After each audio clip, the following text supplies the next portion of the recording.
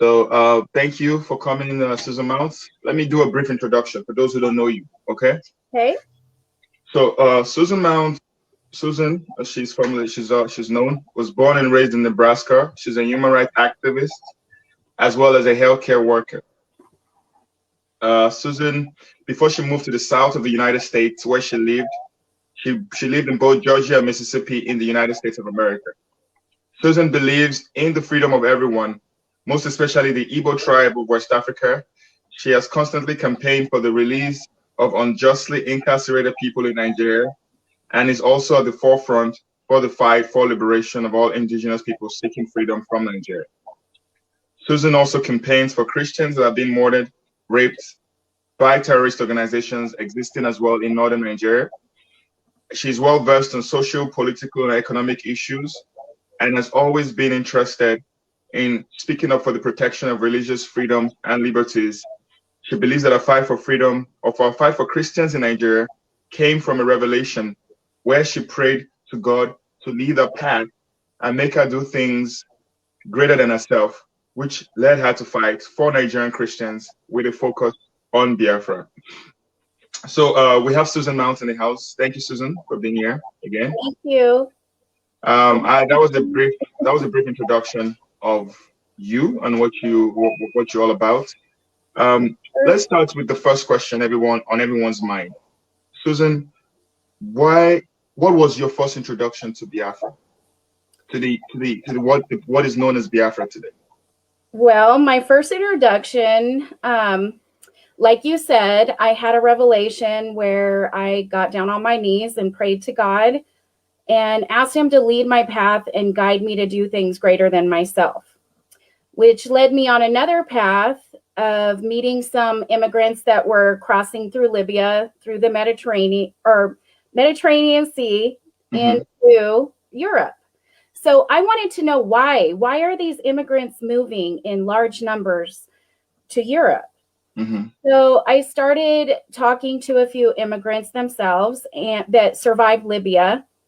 And they started to tell me all of the gruesome details in Libya. And I started studying it and started studying why these terrorists are doing it. I kind of looked into what's going on and, what their thinking and logic is. And in the process, I started advocating for Christians in Nigeria, which then led me to Biafrans, which are predominantly Judeo-Christians in Nigeria. So from then, I started seeing Biafrans posting their flags, their marches that they were having, agitating for freedom. And I'm a firm believer that we have God-given rights to freedom. And I started seeing horrible things. And I was like, I have to do something. Something in my spirit told me I have to do something. Awesome. Yeah, and for those who are asking, I think Caroline Uchener, it's on Twitter. This is also on Twitter, on my Twitter page, Uchilaw, Uchilaws You on Twitter. So if you guys want to go on Twitter as well and share on Twitter, or whoever is watching right now, please also share on Facebook as well. So Susan, thank you so much for that introduction. Thank you. And so we all know that there is injustice everywhere in the world. Why are you so focused on the Biafran people? I fell in love with Biafran people. I feel like I'm a family with Biafran people. I love their drive. I love their persistence. I love their bravery. I'm getting goosebumps as I'm talking to you. That's nice. I love their freedom fighting. They're the light. They're the light in that dark continent right now. And I feel the spirit in them. I feel the spirit.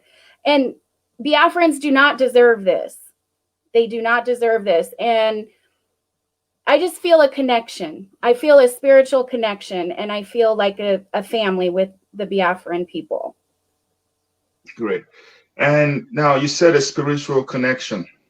Yes. And that spiritual connection, from what I gather from you, it comes from your Christian background, correct? Yeah, for the most part. It comes from my Christian background, but I love people in general. And, Biafrans are God-fearing people, and I am too. And I I connect spiritually to that. There's just a spiritual connection. I don't know how to put it into words, but I almost feel like I'm there, and I put myself in their shoes and being amongst them. I want to be amongst them. I want to be there helping. So, my spirit drives me to want to be there next to them. Mm-hmm. And my heart feels for them as if they're my own family. So I just feel a spiritual connection.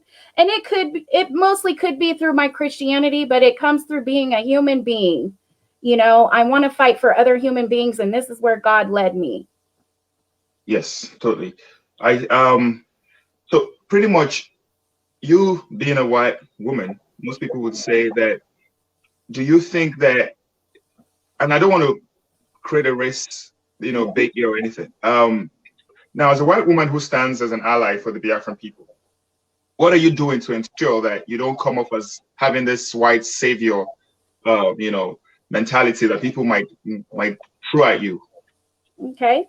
Well, I don't see this as a racial issue or even a religious issue. I see this as a good versus evil issue. So to me, I'm not going to argue about race because yeah, can you hear me? Oh, I can hear you now. Go on. Okay. Mm-hmm. I'm not going to argue with people regarding this as being a racial issue. I don't see it as a racial issue. I see this as a good versus evil issue. I see this as Biafrans are fighting evil that's coming up against them. Mm-hmm. And I would want the same thing from them if I was going through the same thing. Mm-hmm. So me, it's not like, it's not a racial thing to me. It's a people thing. It's a human thing, a humanity thing. Mm-hmm. It's a spiritual thing. And when you think spiritually, you know that there's not a white or black heaven. So mm-hmm. to me, I'm going where God led me, and this is who I'm going to fight for, because God pushes my spirit to fight for Biafrans. It's not I want attention kind of thing. I'm actually putting work and doing the work that I need, that, God pushes me to do. Great. Thank you so much for that. Because a lot of people might be thinking about that. And that's why I asked you that question, so that you can clarify that you're doing this because of it's a God assignment. It's an assignment that you feel you got from God, just to help the people of Biafra. Now, knowing well the politics in Nigeria, what's your opinion on the current state of affairs? Looking outward, what would you say is currently going on in Nigeria, and how can the Nigerian government solve the issue of Biafra? Well, the Nigerian government needs to just let Biafra go, because the Nigerian government, in my eyes, has been hijacked by terrorists and the sponsors of terrorists. And it's coming out of their own mouths. They can try to blame everybody that they want to blame, but out of their own military leaders' mouths, they are forgiving crimes of terrorists and shooting innocent people that are protesting, including Biafrans. Right. To me, the government has been hijacked, and Nigeria is a ticking time bomb. That's how I see it. And now you said Nigeria is a ticking time bomb. Yes. And now you also mentioned that, you also alluded to the fact that, they are sponsoring terrorists in Nigeria. Yes. The government has been hijacked. I mean, they put terrorists in uniform, and there's evidence out there. I have whatever I say, I have the evidence to back it up. And the Nigerian government and the terrorist sponsors that are in high positions in military, police, and the government know exactly what I'm talking about, because there's evidence out there. And they've basically hijacked Nigeria. They hijacked Nigeria, literally. And what has been your personal interactions with Nigerian authorities when advocating for Biafra? I feel like my government's not doing enough. I feel like the international community governments are not doing enough.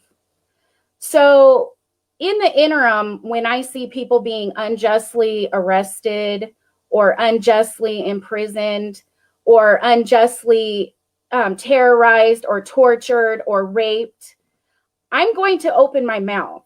Literally, I'm not going to be afraid. I will either call people in the Nigerian government or police and advocate for those people.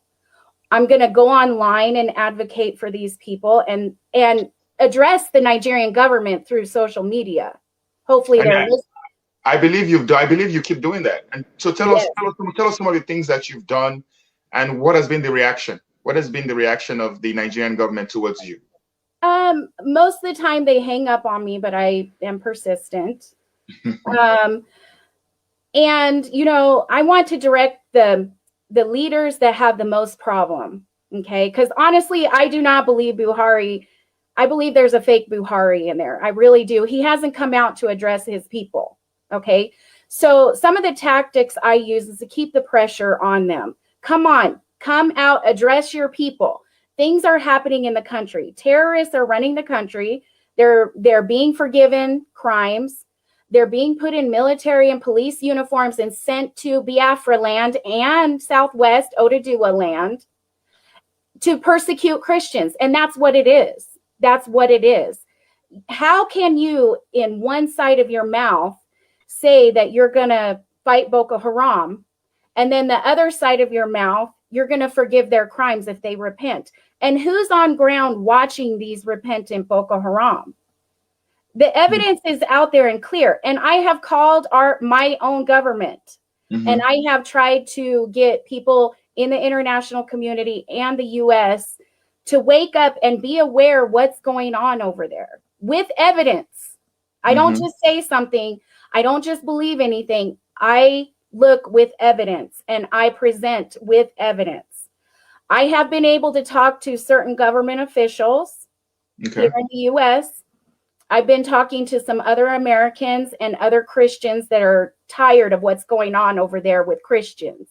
And it's just a matter of getting the word out there and getting people to move. Right. And do you think, and from your reaction with the international community, you being an international yourself, how has the reaction been towards this Biafra? What difficulties have you faced even with the international community? In the international community, the difficulties I face is getting people to be interested. You know, what can I tell people right off the bat so that they're interested in listening to what I have to say? Another issue is getting my government. My government is listening because I am speaking to U.S. officials, and I do have communication lines open. Right. And the next thing is, why do people not see what I see? Why do they see that it's wrong to forgive terrorists? It's wrong to forgive terrorists and then to murder innocent protesters.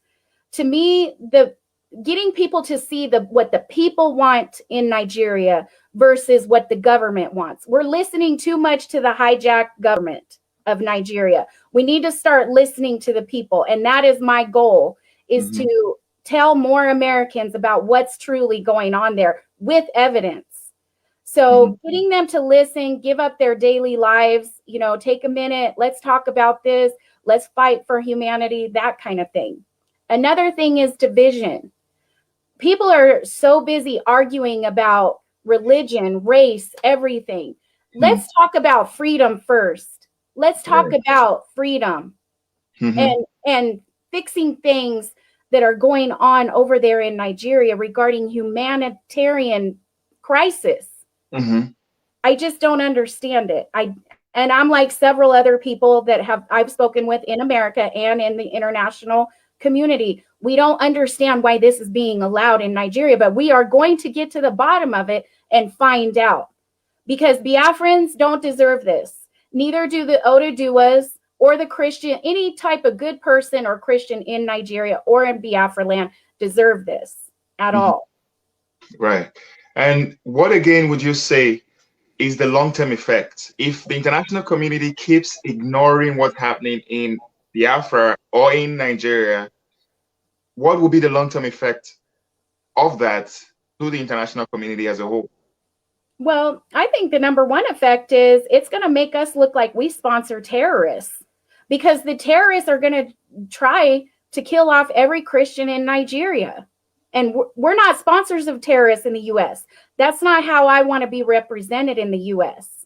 Mm-hmm. Another thing is, if the terrorists succeed in taking over more and more of Nigeria and other African countries, like they've gone on record saying they're going to, then mm-hmm. they can get visas to come over to the U.S. And the Nigerian government's not even seeing who these people are. They're from the Sahel. There's terrorists from the Sahel coming over to Nigeria and getting citizenship, and they can get a visa to fly right on over here. Mm-hmm. So, plus people can they can attempt to exterminate Christians, but it's not going to happen. I'm a true believer in God. They can attempt to exterminate Christians, but there will be a fight back. Right.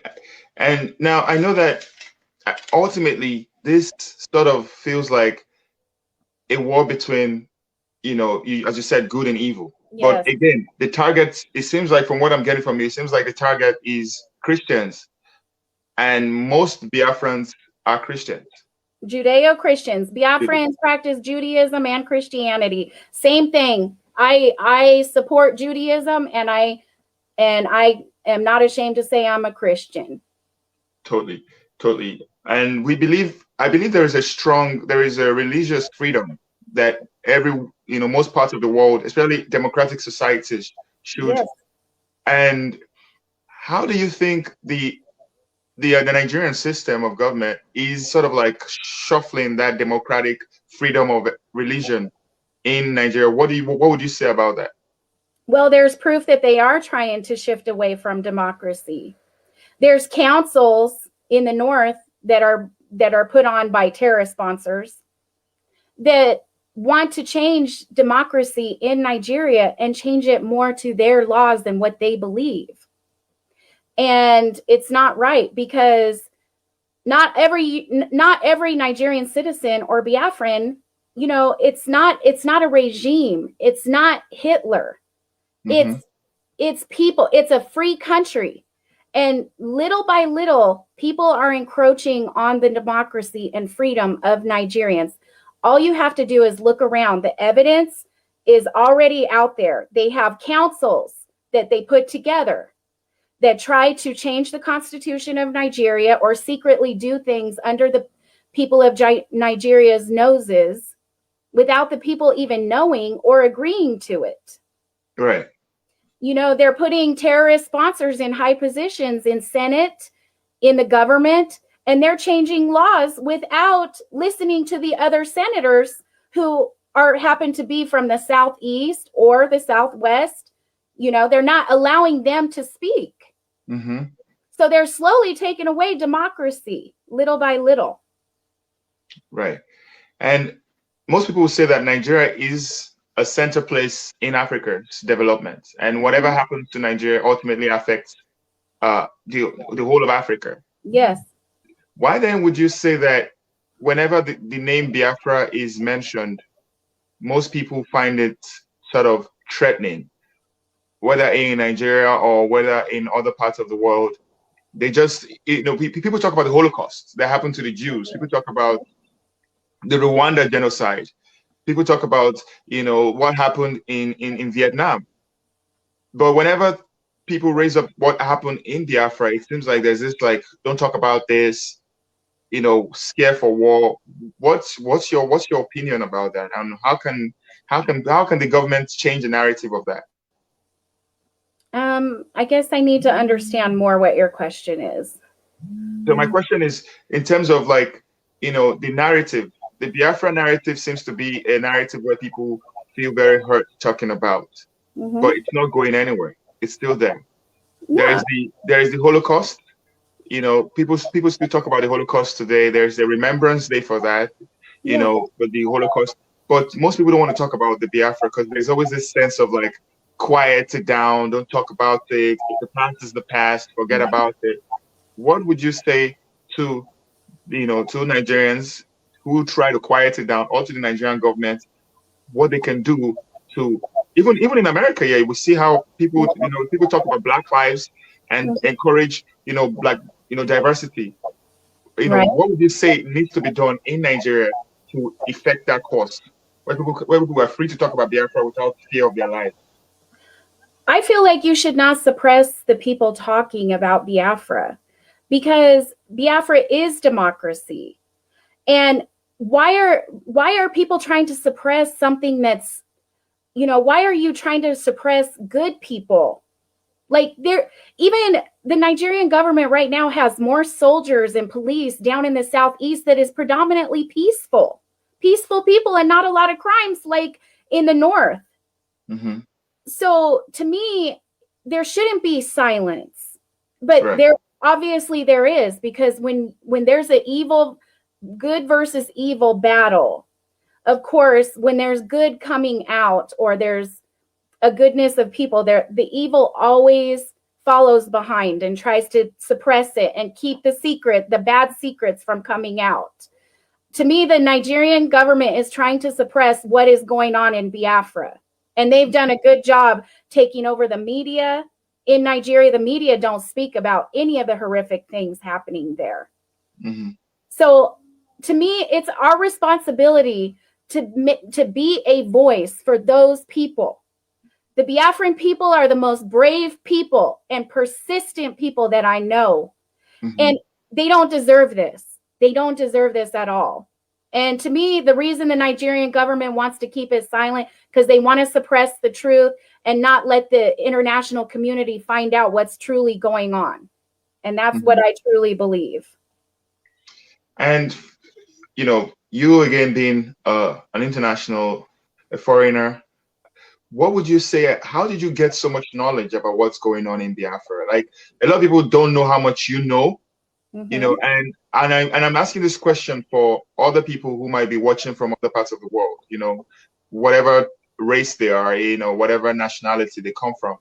How can they get to know more about Biafra, or about what's going on, the injustice going on in Nigeria? Well, I say listen to your spirit.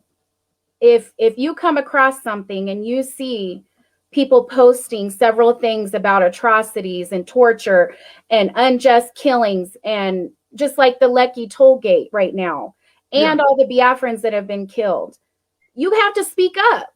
It's a spiritual thing. Biafra is a spirit, literally. It's a spiritual thing. If you don't think spiritually, you don't understand it.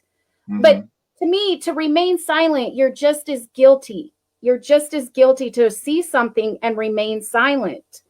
So if somebody reaches you, or you see something online and you see how unjust it is, you look into the root of the problem. Just like when I didn't know anything about Biafra.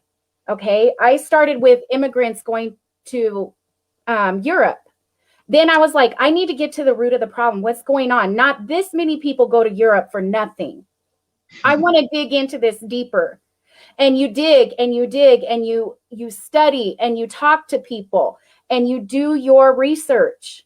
And that's what I suggest people do. And then you'll stand up for the right thing every time. And standing up for Biafra is the right thing. That is the right thing. Totally. This question came from one of our guests, and they asked if there is sort of like a union, or like where international people, or maybe you've thought about something like that, where you can create like a union of international people fighting for Biafra. Yes. Is there something like that in the works, or are you working on anything like that? Yes, I'm in the works of discussing that now. I want anybody in the international community, I don't care who you are, who wants to fight for people being hurt unjustly in Biafra, or lovers of Biafrans, or lovers of people that love freedom. I want them to come and join me. We need to come together and help be a voice for the people over there, since the media don't want to talk about it. Nobody wants to talk about it, but we can. We have freedom of speech here. We can do that, and we need to come together. Enough is enough. Enough people have been raped. I have a problem with women being raped, and especially by the military, who is supposed to protect you. not be a criminal against you. I have a problem with that. And a lot of other women do too. So I am networking. I'm talking to some people here in America. I'm talking to people all over in Europe, UK. We have to come together and help fight for these people. Enough is enough. The UN is not doing anything. Our governments are not doing anything. Don't get me wrong. I love the United States. I love my freedom here, but we have to fight.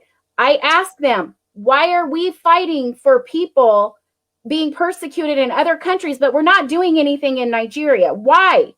Why? Mm-hmm. You know, there's more persecuted Christians in Nigeria than in some of these countries that we're fighting for. Right. And the silence is deafening. The mm-hmm. silence is deafening to me. Mm-hmm.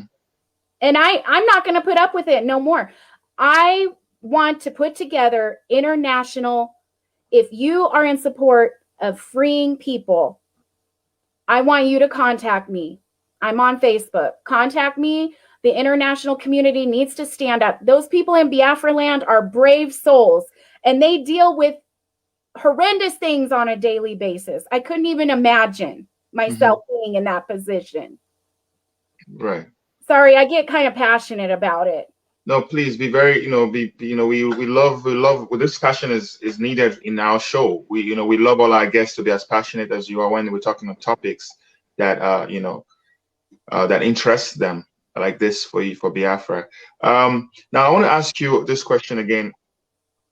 Now, what's your opinion about the group, the indigenous people of Biafra, and also, what's your opinion about the leader of the indigenous people of Biafra, Nnamdi Kanu? What's your view on him? I think Nnamdi Kanu is one of the best people of all times. Not only, people try to put him down. Let me tell you, they have no leg to stand on, like we say in America. Just because you're hating on him doesn't make him a bad person and make you good. I like to put action first instead of words. Nnamdi Kanu, I like to call him MNK. Okay. Nnamdi Kanu has fought for other people.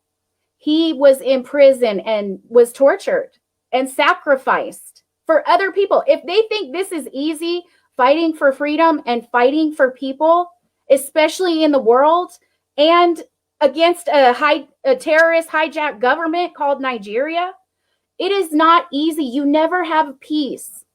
And mm-hmm. for this man to be so selfless and spiritual, not only that, he puts God above everything, but to be so selfless and fight for people and try to bring people together. Yeah, he has stern words for people. And yes, people don't want to hear it. But you know what? I call it tough love. Mm-hmm. You don't want to hear it because it's true. You have to come together. The enemy loves to see Biafrans divided. Nnamdi Kanu don't want that. He wants Biafrans to come together. United we stand, divided we fall. Freedom first. Freedom comes first. Then if you want to, separate after that, fine. But freedom should come first. And Nnamdi Kanu, for him to sacrifice, I don't know how the man does it. I really don't. I have a great love and respect for him. And I connect with him on a spiritual level. I've never met him in person, but I connect with him on a spiritual level because everything that I'm thinking in my spirit, he comes out and talks about it. So I know he's on a spiritual quest. Totally. And it's to fight for other people and to give up himself and fight for other people. That's what it is. Do you think, you probably know this already, the Nigerian government proscribed the group, the indigenous people of Biafra, as terrorists. Do you think the fight for the call for freedom from a country should they be regarded as terrorists? No. And the Nigerian government has nothing to stand on the fact of them being terrorists when they themselves can't even prescribe Miyetti Allah as terrorists, or Gumi can go and meet terrorists in the bush and you don't even see a Nigerian soldier or police asking Gumi, where are these terrorists at, and going after them. But you have innocent people who stay in their own land. They don't go and invade villages. The Biafrans don't go and rape women and take over land and say, I'm going to take over Nigeria. They don't do that. What makes them terrorists? Because they're speaking out against injustice and jihadism and being free. That does not prescribe you as a terrorist group. Right. And I mentioned this to my government officials, that if push comes to shove, if the people of Nigeria and the good people in Biafra have to fight back, because, I'm not sure if it was here in the US and we had a bunch of terrorists invading our country and coming here and raping, killing every day, somebody dies, or taking over the military or police and really guarding and beating us in the street just by looking wrong. Trust me, people are going to get tired of it here and they're going to fight back. Mm-hmm. So my concern is, and what I want to convey to my government is, if the people in Biafra land have to fight back, we better not be going over there and trying to help a hijack terrorist sponsoring government to fight against people that are lovers of democracy and freedom and fighting for their rights. Right. That's a good point. That's a good point you made. Yes. So, even if my government is not going to go over there and help, which obviously, I'm kind of disgusted at some things that have been going on. I want them to realize, if this happened to us, I even asked this particular government official, I said, if people that attacked on 9/11, the terrorists, if our government invited them and forgave them of all their crimes, even if they were repentant, and invited them in the community and into the military and put them in high military positions and police, how would you feel? How would you feel about that? And then if we protested against that and we were shot and murdered by military who's supposed to protect us and our country, how would you feel? You can't just sit down and lay down and die waiting in your house for the next terrorist to come and kill you. Eventually, you're going to have to defend yourself. And Nnamdi Kanu, this is why I respect him. He tried the peaceful way. He tried to convey this to the governments of the world and to the UN. He tried everything he knows how to do peacefully. And no one is listening or opening their eyes to what's going on. What is left to do when they come to your house and saying, I'm going to murder you? What are you going to do? Just sit there and your children suffering? No. You're going to be, if it was me, I would defend my children. Right. I would be like, I got to do something. I believe the American Constitution allows for the right to bear arms to protect oneself. And looking at that, tying that to what you say about self-defense. Yeah. Self-defense is a right. You have the right to defend yourself. So does that tie into the Eastern Security Network set up by the IPOB? That creates a valid claim, right? Yes. The Eastern Security Network isn't going around taking over people's land. They're defending people. There's old women being raped that go to their farms. And they're being gang raped. Sorry for saying it, but I'm just upfront. Okay? Go ahead. This is not okay. There is women's body parts being chopped up and left in the bush. And the government officials, the Eastern governors, Southeastern governors are not doing anything to protect people. All they see is dollar signs and getting this or that or the other. Okay.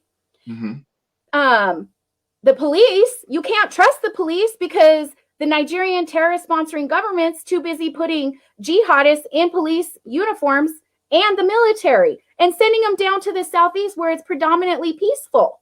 Why is there more police and military down in the Southeast where people are more peaceful? That's another question I have. It's ridiculous. It's ridiculous to me. It's not hard to see. It doesn't take a rocket scientist to see what's going on here. Right. And now we see the current affairs of what's going on in Nigeria with the rise of the Oduduwa Nation and Sunday Igboho, who's also advocating for the Oduduwa Nation. What's your take on that? What do you think about that? I think it's awesome because they're starting to go through the same thing and have been, and I'm glad they're opening their eyes because they're women too, raped, they're people too, villages being taken over. I mean, you've got where is it in Benin? The Benin village. I forget the name of the village. Is it Oyo? Somewhere in Yoruba land. Okay. Yeah. There's people that they don't have a home to go to. Their homes have been invaded. Yeah. I think you meant Ibadan, right? Ibadan. Is that what you wanted to say? Yes. Yes. In Oyo State, right? In Oyo State, yeah. Right. Yes. So pretty much you feel like you're encouraging them to keep advocating for secession too, right? If you don't put up a self-defense, I don't even call it a fight, I call it a self-defense, then it's going to continue to occur. And it's going to be heartbreak after heartbreak after heartbreak. Children, live babies thrown in fires. This is what some of these terrorists are doing.